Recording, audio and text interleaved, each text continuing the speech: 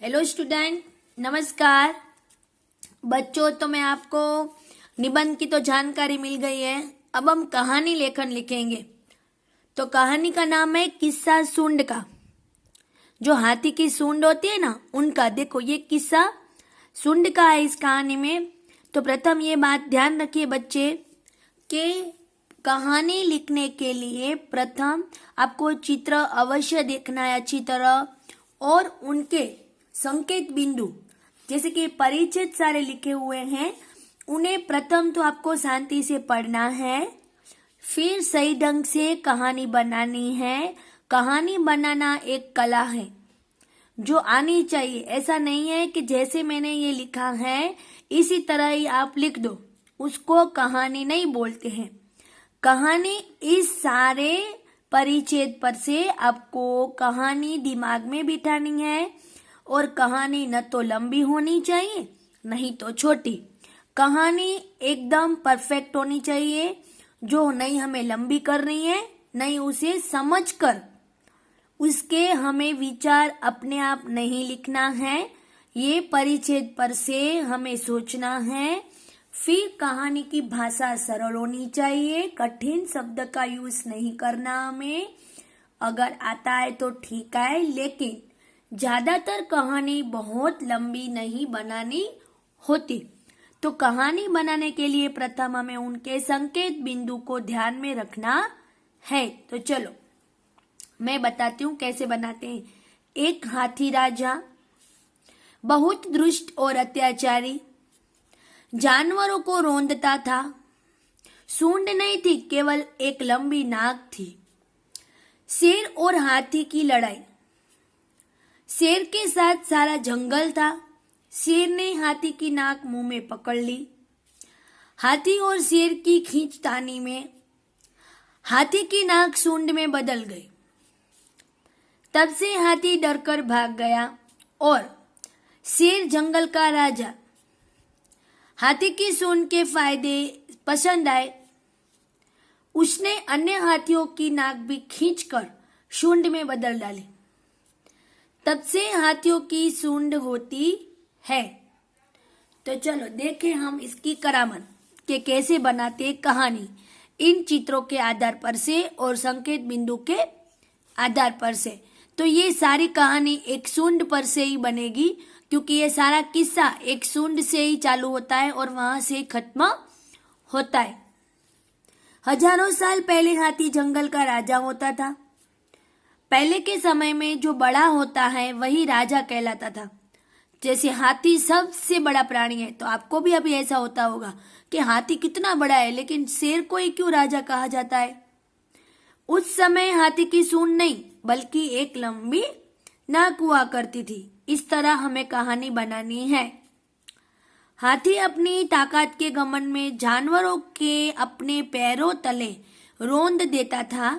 हाथी में इतनी ताकत और घमंड था कि वह सब जानवरों को अपने पैरों के नीचे कुचल देता था। रौंद देता था यानी कुचल देता था।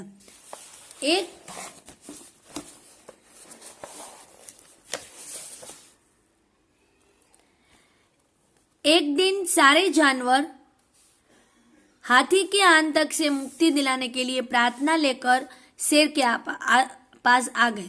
जब शेर हाथी को समझाने गया तो हाथी उसे भी कुचलने लगा। जंगल के सारे रोज परेशान हो गए थे कि अब हाथी सबको कुचल दे रहा है पैरों से, तो क्या किया जाए। तो शेर ने अपने आप को बचाने के लिए हाथी की लंबी नाक को मुंह में दबा लिया और हाथी को दर्द से छटपटाने लगा। शेर ने अन्य जानवरों की मदद से हाथी की नाक को अपनी ओर खींचना शुरू किया। कुछ ही मिनटों में हाथी की नाक एक सूंड में बदल गई। अभी शेर को ऐसे लगा कि मैं उसके नाक को ऐसे खींच लूं मुंह में। तो जैसे जैसे वो खींचता गया उसी तरह उसकी नाक, जो बोलते ना, मोटी चौड़ी बनती गई। तो किस में बदल गई वो नाक? सूंड में। और सभी जानवर हाथी पर हंसने लगे। सभी ऐसे नवीनता हुई कि क्या हुई, ये क्या निकला। हाथी शर्म से पानी पानी हो गया और दुम दबाकर भागा। हाथी को भी नई कुछ नवीनता लगी कि क्या निकला। सभी जानवरों ने शेर को अपना राजा मान लिया, इसीलिए सभी जानवर क्या हो गए, खुश हो गए, क्योंकि हाथी शर्म से मारे भाग गया। अभी जंगल का राजा हाथी नहीं, क्योंकि वो सबको बहुत परेशान करता था। कई दिनों तक जंगल में छिपे रहने के बाद हाथी को अपनी सूंड का लाभ का पता चला। कई दिनों से क्या हुआ, उसको बहुत शर्म आई कि अभी क्या निकल आया है, नाक से मेरी सूंड इतनी चौड़ी हो गई है, नाक सारा चौड़ा हो गया है। तो उसके कारण वह शर्म से घर में ही छिपा रहता था। और फिर उसने सोचा कि इस सूंड से क्या लाभ होते हैं, देखूं तो। अन्य हाथियों की नाक खींचकर सूंड बना दी। उसने फिर क्या देखा फायदा, कि अगर मेरी नाक से क्या होता है, सूंड बन जाती है, तो सबके हाथियों की मैं खींचकर ऐसे सूंड बना दी। कहते हैं ना, तभी से हाथियों की सूंड होने लगी, तभी से हाथी क्या होने लगी, सूंड। आज भी हाथी अपनी उसी हार के कारण सदैव मुंह नीचा करके चलते हैं और किसी को तंग नहीं करते हैं। देखो, तभी से आपने देखा होगा, क्योंकि हाथी का जो बोलते हैं ना, हाथी का जो आकार ही ऐसा है कि उनको बहुत शर्म आती है। इसलिए देखना, हाथी हमेशा झुक कर चलता होगा और नीचे करके ही चल रहा है, इसीलिए सबको तंग कर रहा था। इसलिए उसकी घमंड का परिणाम था। इस स्टोरी में, ये कहानी से हमें ये शिक्षा मिलती है, घमंडी का सिर सदैव नीचा होता है। घमंडी यानी अभिमान, जो हमारे में अभिमान होता है, एटीट्यूड जो आप बोलते हो, जो होता है वो, उनके कारण हमारा सिर सदैव, हमें कभी घमंड करना नहीं चाहिए। उनका सिर सदैव कैसा होता है, नीचा। जैसे हाथी को भी बहुत अपने पे घमंड था, तो उसका मजा सिंह ने लिया और शेर ने बता दिया, इसके कारण वो सदैव नीचा होता है। हाथी का सिर सदैव नीचा रहता है घमंड के कारण, इसीलिए हमें भी कभी घमंड नहीं करना चाहिए। Thank you student.